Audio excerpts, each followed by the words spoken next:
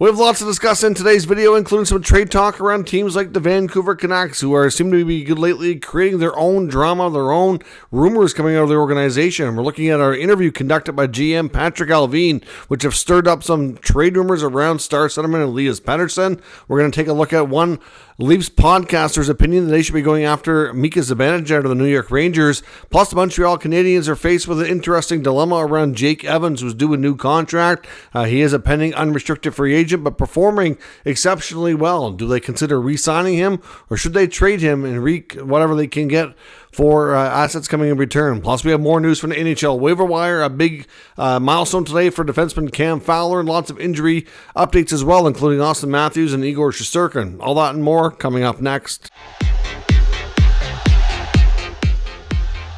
So welcome back to another video here at Top Shelf Hockey. As I mentioned, we have lots to discuss in today's video. Of course, today is December the 31st, New Year's Eve, the final day of 2024. Hard to imagine that this calendar year is coming to a close. I certainly want to wish everybody a very happy new year. I certainly wish you all the best in 2025, and certainly I want to thank you for the support all year long, and look forward to all the support you provide during 2025 and beyond. With that, let's jump into today's news. Of course, more news from the waiver wire. Yesterday, we found out the Pittsburgh Penguins had placed forward Jesse Puljujarvi on waivers.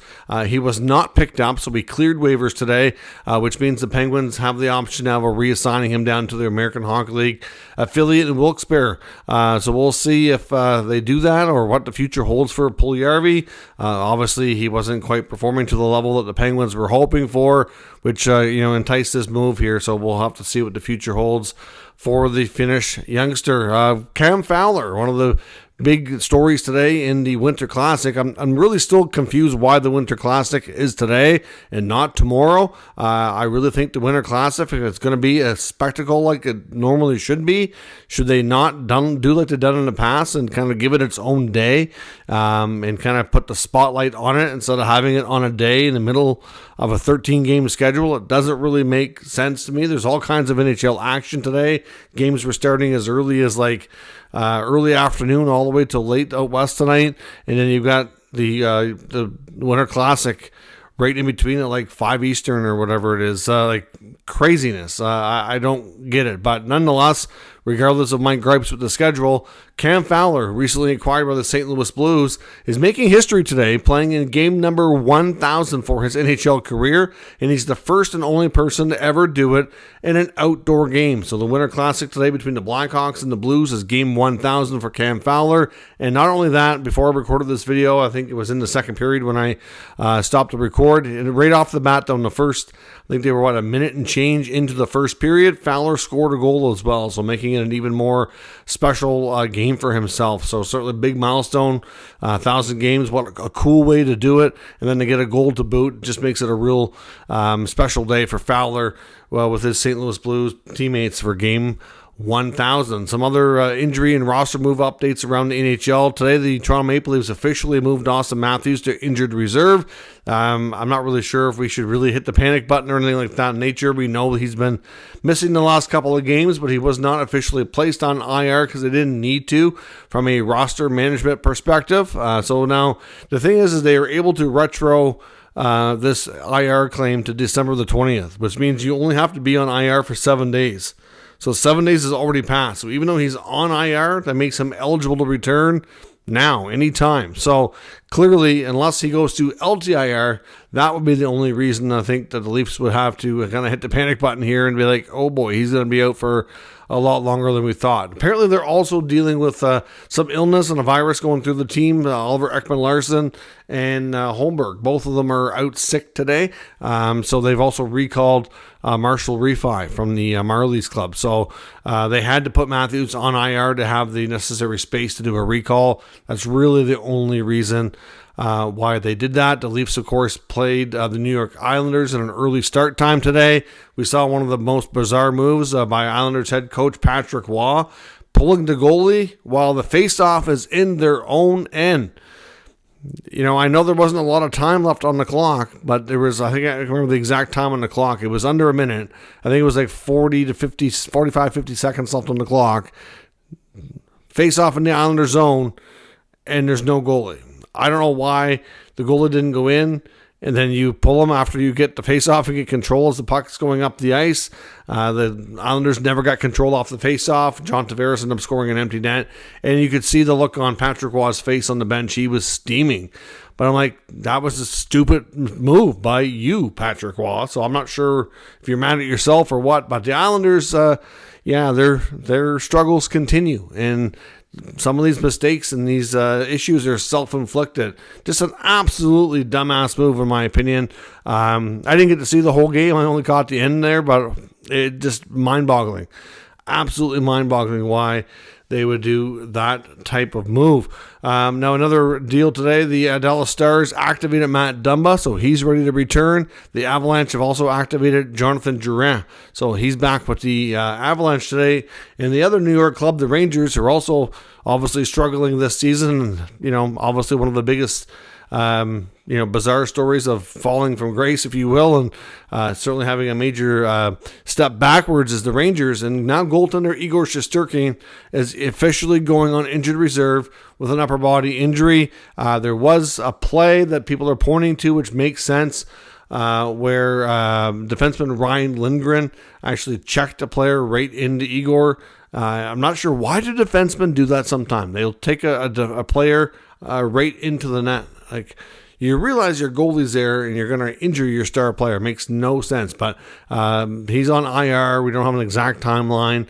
Louis Domingue is being recalled. And I'm sure that's not going to help the Rangers' cause and case here for getting themselves out of this major slump that they've been in. The last, really, 4, 5, 6 weeks have been absolutely horrible for the New York Rangers. So we'll see what they do in his absence here. The Red Wings today made a signing. They signed one of their top prospects from the 2024 NHL draft. Third-round selection, Andre Becker, gets his 3-year ELC. As I mentioned, the Montreal Canadiens are certainly faced with a fairly important dilemma here. They have some time to make a decision, so it's not like they need to rush. But right now, we know that as of about a week ago, which is the last time I heard the player asked about it by reporters, Jake Evans and the Montreal Canadiens have not engaged in any contract extension discussions. Now, Evans is actually fourth on the team in goals. His last 6 or 7 games, he's been playing exceptionally well. I mean, he's usually pretty reliable defensively, pretty good 200-foot player.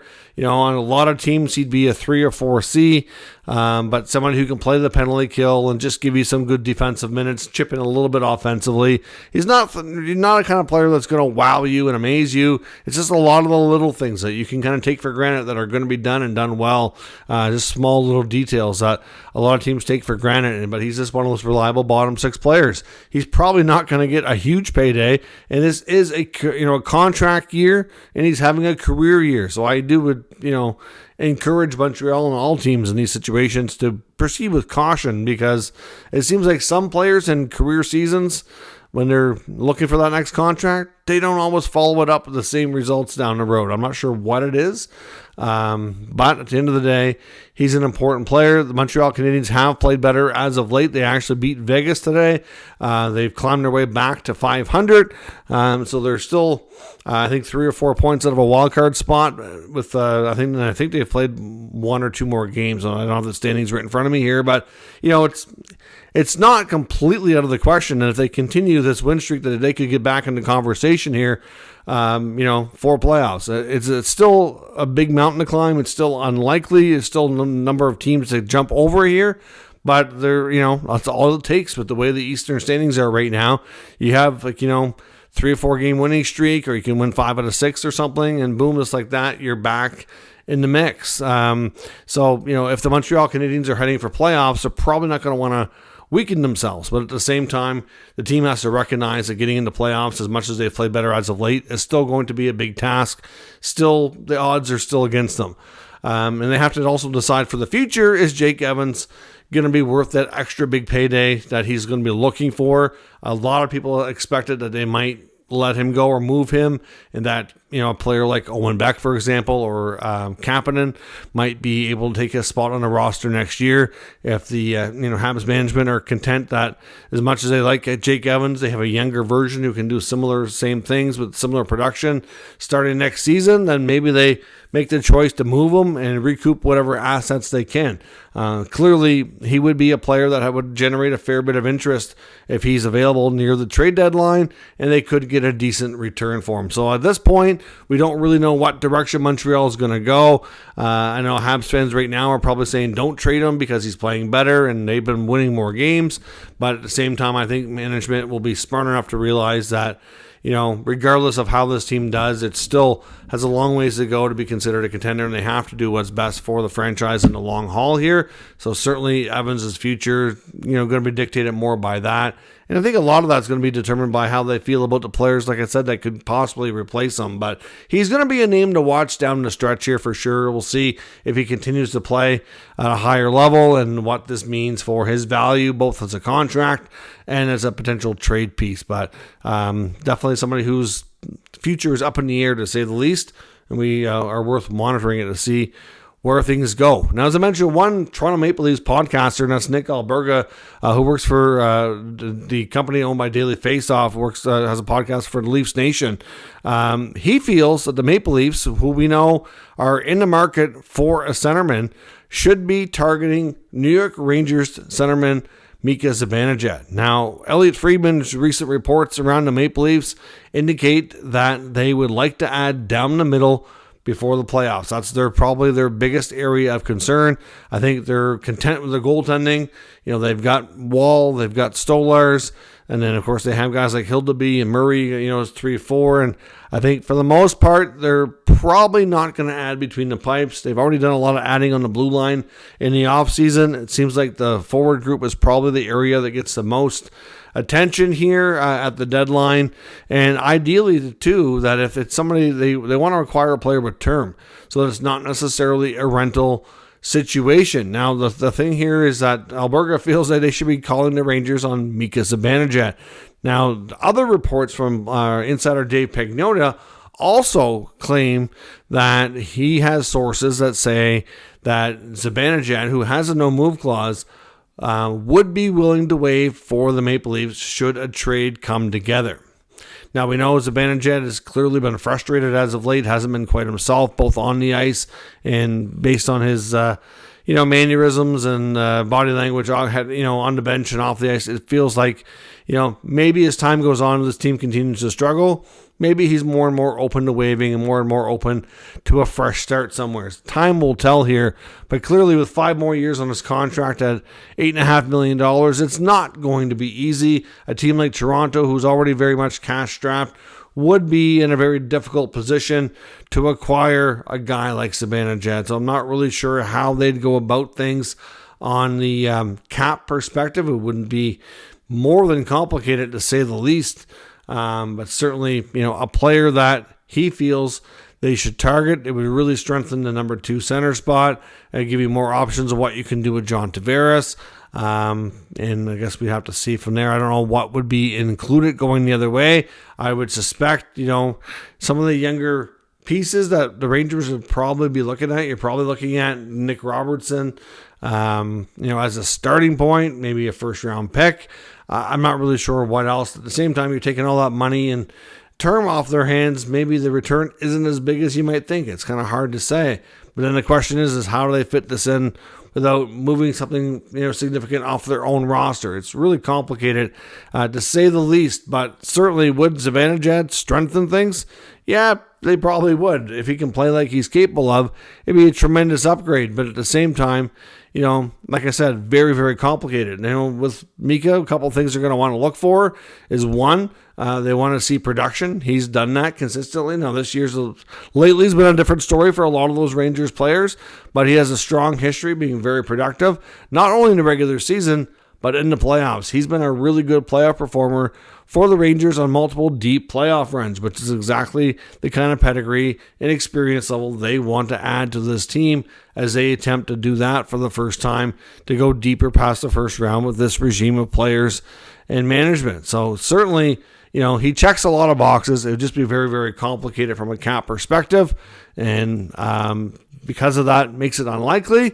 But I do understand the sentiment, and I don't disagree with them saying that they would be a good fit. I just wonder how the heck they would figure it out to make it work. Now, as I mentioned, we know the Vancouver Canucks have had a ton of attention on them lately. We've heard about trades involving JT Miller, about trades involving Elias Pettersson, obviously the differences between those two players.